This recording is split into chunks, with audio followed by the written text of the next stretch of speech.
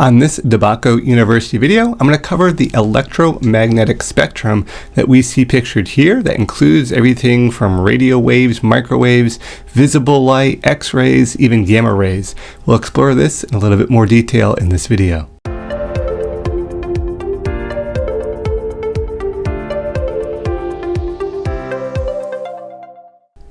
All right, let's go over the electromagnetic spectrum here. And as we can see here, we're looking at these wavelengths, and that's basically what's defining these different types of waves. Now, we can only see a very small portion of the full electromagnetic spectrum as visible light.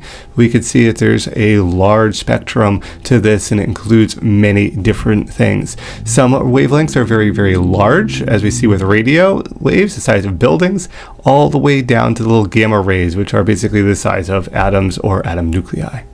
So first off, let's look at the importance of a wavelength. And this is to understand the electronic structure of atoms. One must understand the nature of this electromagnetic radiation. A lot of times we're looking at the wavelength.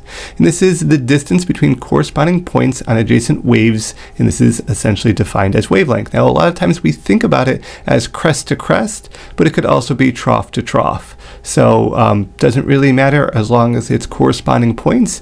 Technically, you could probably even do midpoint to midpoint there, but really crest to crest or trough to trough is really what we're looking at for wavelength.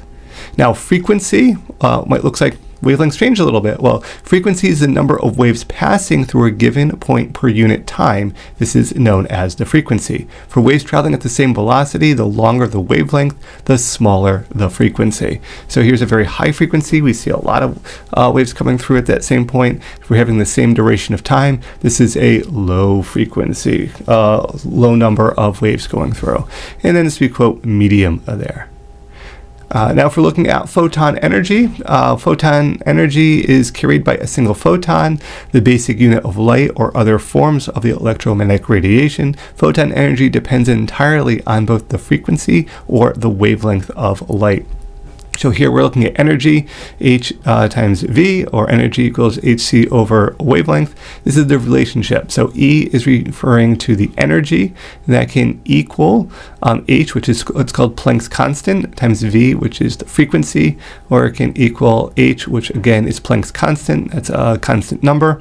We can see that listed right here below. C is the speed of light, and that's listed down here. It's another constant. And then we divide that by the wavelength. So different ways that we can calculate this photon energy depending entirely either on the frequency or that wavelength. Now, speed of light in a vacuum, it's exactly 299,792,458 meters per second, or over 670 million miles per hour. Now, this might be a little hard to understand. We typically round it as simply just saying 300 million meters per second for easier calculations, and this is abbreviated by the symbol C. But to put this in perspective, if you look at our image here, the speed of light essentially orbits the entire circumference of the Earth 7.5 times per second. And if we were traveling at the speed of light to go from Earth to the moon, it would take about 1.255 seconds. If we're looking here from the Earth to the moon and then going to Mars, so if we were able to travel to Mars at the speed of light, it would take about 3 minutes and 2 seconds. Now, if we're looking at the speed of the sun to the Earth, this is quite the distance here.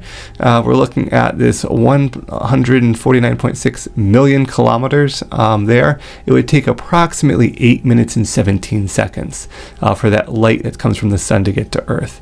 Now, to put this in just a quick perspective, if anything happens to the sun right now, we wouldn't know until 8 minutes and 17 seconds later. So if there was a burst from the sun, it'd take that duration of time to get all the way to Earth. Now, the electromagnetic radiation, all electromagnetic radiation travels at the same velocity, which is, as I showed you there, the speed of light, which for abbreviation standpoint would be under the symbol C, and for calculations 3.00 times 10 to the 8th meters per second. And that's essentially, quote, defined as the speed of light. Now, we're looking at colors. This is the visible light spectrum. You might have heard of Roy G. Biv, and that stands for the abbreviations of red, orange, yellow, green, blue, indigo, and violet. Order is important because it's referring to the wavelengths.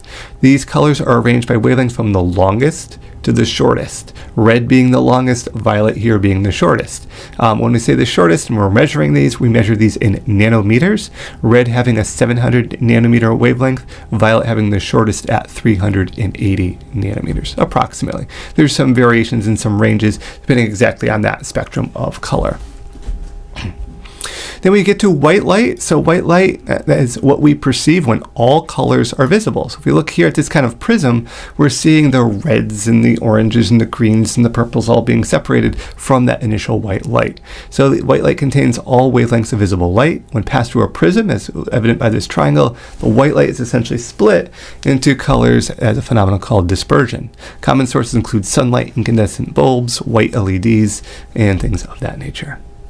Now when we combine colors, this is called the additive principle. So the additive principle of colors mixing explains how combining different colors of light, not the pigments, creates new colors. This is the foundation for how screen, stage lighting, digital displays work.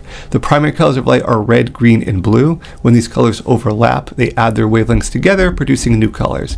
We see that here. We take red, we mix it with green, well now we get the yellow coloration. Green and blue we get cyan, blue and red we get magenta, red, green, and blue, that's where we get the mixture here of the white. And you can see the different color combinations here as well. And then lastly, I should mention about the color black. Black is a fascinating color, or more precisely a perception that can mean different things depending on whether you're talking about light or pigment. Black is a color made of combining many pigments that absorb most wavelengths of light. In the subtractive color model used in paints and also inks for like inkjet and printing out copies, mixing all the primary colors can produce black. Though often a separate black pigment is used for depth and richness. But this is why back in the days you'd burn up all your color ink cartridges because you'd be adding all those pigments to get that deep black color. RIC black when basically no light is reflected from an object. So it gives us an idea of what we're perceiving in the environment as it relates to wavelengths and the color within that visible light spectrum.